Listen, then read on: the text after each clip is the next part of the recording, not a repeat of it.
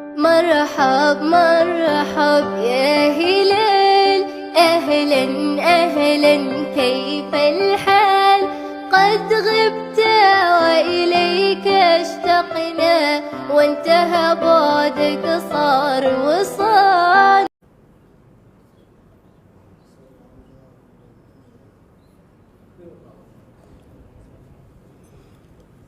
الحمد لله والثناء لله والصلاة والسلام على رسول الله وعلى آله وأصحابه ومن والاه أما بعد waxaynu kelmad ka odhan doonaa taraawiixda oo cibaadada ramadaanta la gudanayo markaa dadka qaarkood baa laga yaabaa inay qalad ka fahmaan sidaa daraaddeed qofku cibaadada uu gudanayo cilmigeeda inuu fahmaa waa muhiim tobaneeyo qodob ayaynu wax ka sheegi insha allahu qodobka u horeeya waxa weeye xukmu haadihi alcibaada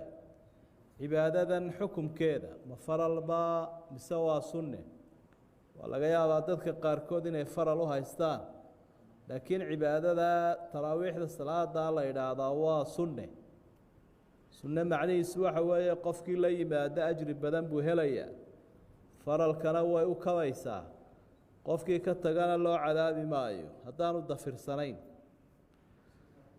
qodobka labaad waxa weeye mashruuciyatu haadihi alcibaada cibaadadan iyadaa goortii la jideeye u horreysay culimadu waxay leeyihin waxaa daliilu ah in masjidkana lagu tukan karo jamacna lagu tukan karo rasuulka sala allahu calayhi wasalam xadiidkiisa saxiix ee bukhaari iyo muslim ku sugan min xadiidi caaisha waxay leedahay nebigu habeen buu ku tukaday masjidka almasjid annabowi fi lmadiina masaajidkiisa madiina markaasaa lagu xidhay oo dadka qaarkood baa soo helay isagoo tukanaya muu iclaaminin isagu laakiin isagoo iska tukanaya ayaa lagu xidhay habeenkii labaadna dadku aada buu u soo batay habeenkii saddexaadna way ka sii bateen dadku masuu u soo bixin nebigu oo gurigiisuu iskaga tukaday markii dambena salaaddii subax buu ka wacyigeliyo wuxuu uhi waxaan u maqnaaday waan idin arkaya ina aada u soo uruurteene in la idinku waajibiye ayaan ka baqday markaan arkay sidaa u danaynaysaan salaada ah markaa isagoo dadka u danaynaya ayuu ka maqnaaday nebigu sala allahu calayhi wasalam marka halkaa waxaa laga fahmay in salaadan jamac lagu tukan karo masjidka dhexdiisa qodobka saddexaad waxa weeye salaadan cadadkeeda iyo tirada la tukanayo caaisha ayaa ka sheekaysay arrintaasoo xadiidka bukhaari iyo muslim ku sugan ayaa waxay leedahay nebigu calayhi salaatu wasalaam wuxuu tukan jiray ramadaan iyo bilaha kaleba 10 ragcadood iyo midh witriga ah iyo 2 ragcadood subaxa ka horeeya markaa 10 buu tukanayaa midhkii witriguu raacinayaa kadibna markuu waagu baryana 2dii subaxa ka horeeyey ayuu tukanayaa waxaa intaasii raacsaneyd cumar ibnu khadaab allaha ka raali noqdo wakhtigu ummadda madaxda u ahaa ee madaxweynaha muslimiinta u ahaa ayuu jamicii ururiyey si gaargaara loogu tukan jiray masaajidka nebiga dhexdiisa markaa wuu ururiyeyoo asxaabigii ubay ibnu kacbi la odhanayey ayuu yihi ubayow tuki dadka oo jamacaa ku tuki markaas jamicii ayaa lagu tukaday salaadiina wuxuu ka dhigay 20 iyo 3dii witriga 3 marka labada dariiqo markay culimadu ka hadlayaan waxaa u soo horeeya oo ka hadlayay ragga in badan baa ka hadlay laakiin ibnu taymiya raximahullah marka arrintaa ka hadlaya waxa uu leeyahay qofku hadduu labada siyoodba ku tukado wax dhiba ma laha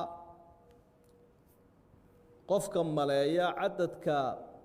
taraawiixda aan ilaahnay cadadka salaada habeenkii la tukanayo bisha ramadaan inay tiro mucayana tahay oo aan la dhaafin karin faqad akhdaa uu gafay buu leeyahy markaa qofku cadadka waana siyaadin karaa waana nuqsaamin karaa intuu karo laba kadibna midh witriyahu lagu soo khatimo jumhuurulculamaana sidaasay u badan yihiin salaada nebigu wuxuu tukaday 11 sida caaisha ay sheegtay laakiin in laga badin karaana wax ma aha bidca bay leeyihin sida asxaabtuba ay isku waafaqeen ridwaanullaahi calayhim qodobka afraad salaada iyada ah macal imaam in lagu tukado oo imaamka lala tukadaa fadli bay leedahay macnaheedu waxa weye sidaa nebigu guriga ugu tukaday guriga waad ku tukan kartaa weliba wakhtigan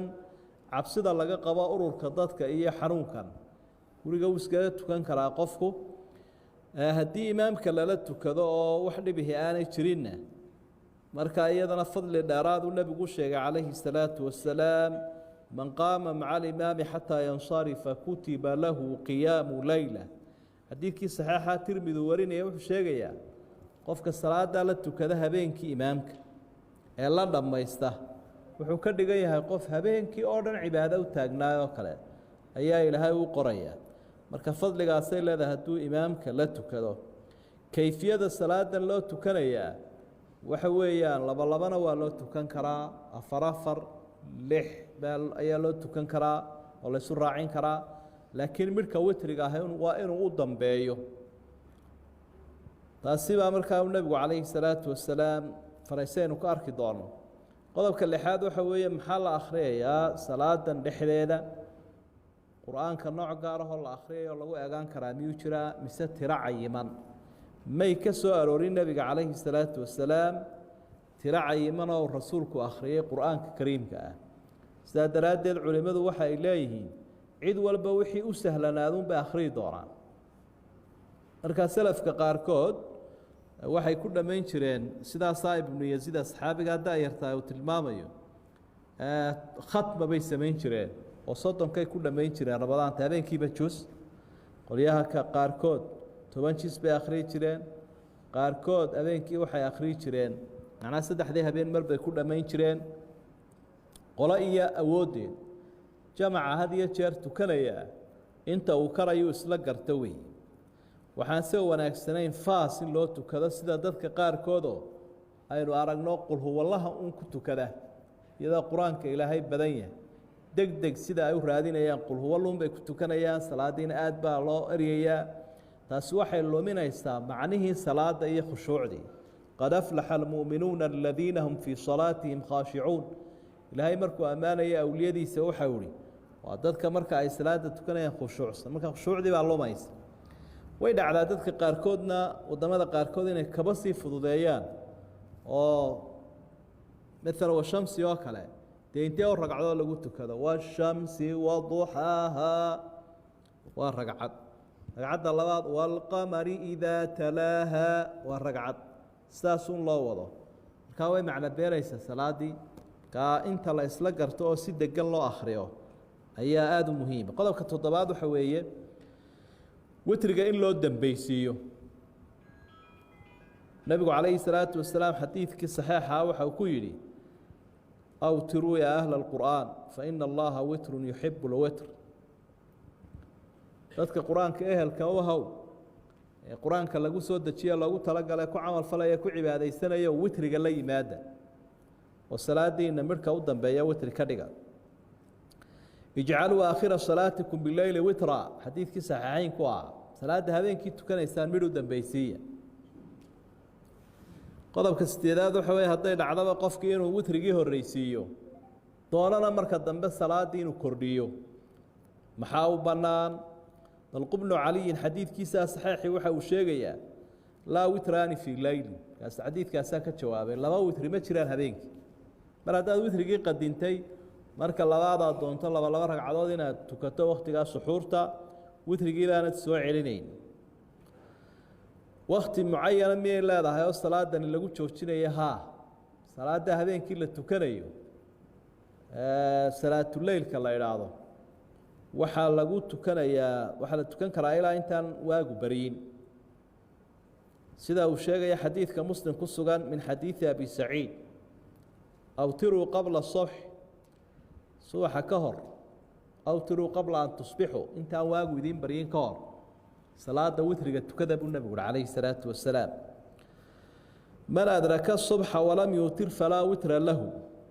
xadiid kaloo saxiixu isaguna ahaa qofka aan witrigii tukanin ilaa intii waagu dilaacayay witri ma tukan karayo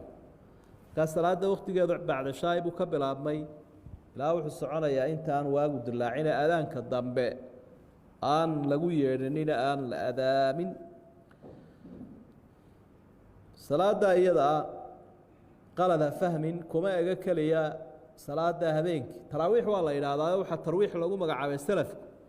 markay afar tukadaanba way yaro nasan jireen qaarkood qaarna waxay dawaafi jireen kacbada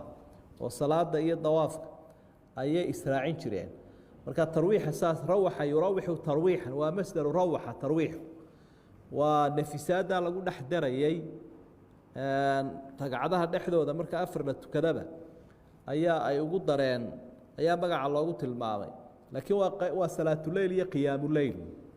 marka kuma eega salaada habeenkii la tukada ramadaan keliya sida dadka qaarkood ay u fahmeen laakiin way soconaysaa inta uu qofka cimrigiisu jiraba waa cibaado habeenkii lagu camiro lagana faa'iidaysto aadna fadligeedu u badan yahay nebigu sala allahu calayhi wasalam waxa uu ku tilmaamay xadiid bukhaari iyo muslim ku sugan cabdilaahi buu la hadlayey asxaabigaa la yidhaahdo cabdilaahi ayaa uu la hadlayey